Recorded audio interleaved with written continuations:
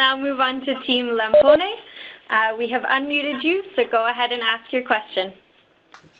Hi, I'm Nicola, Team Lampone from Codertoggio Trento. The question is, how do you manage alternating day and night cycles on the ISS? And does the absence of regular sunlight affect your body? Hey, Team Lamponi, great question. It's quite hard in the first 2 weeks when you arrive in space to get used to the fact that we're experiencing 16 sunsets and sunrises every day. Of course, we go around the Earth every 90 minutes.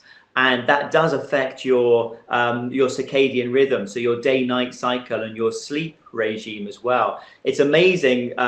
You don't notice down here on Earth. We're so used to living on Earth that we don't notice how our bodies get into a very strict regime. And daylight plays an important part in that regime. It regulates when we feel tired, when we feel awake, when we want to eat, when we feel like exercising, even when we need to go to the loo. I mean, those kind of things are all regulated by Mother Nature.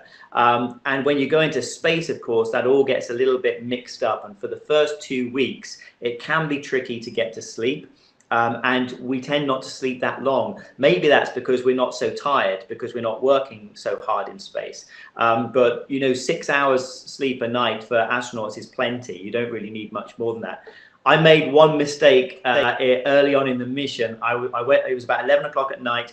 I was brushing my teeth. I was about to go to bed, but there was a fantastic pass coming up over the Bahamas, and I wanted to look and see the Bahamas. So I opened the hatch, and of course it was midday in the Bahamas, and all this bright sunlight came into the space station. I took some photographs, stayed there for about 5 minutes, and I didn't sleep for the whole night because I had so much stimulation from all that ultraviolet coming into my eyes that my body was just like, okay, it's midday and you're not going to bed. So the worst thing you can do just before going to sleep is to look outside the window if it's daytime. We tend to close up the space station hatches at night so that it helps us get used to going to sleep.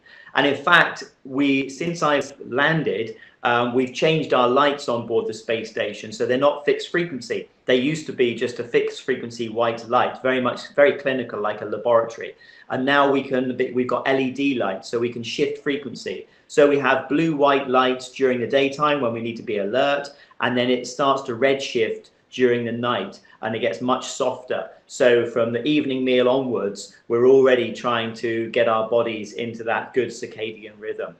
But yeah, great question. I mean, the day-night cycle is very important, and light on the space station plays a huge part in our circadian rhythm. Okay. Great, thank you so much, Tim.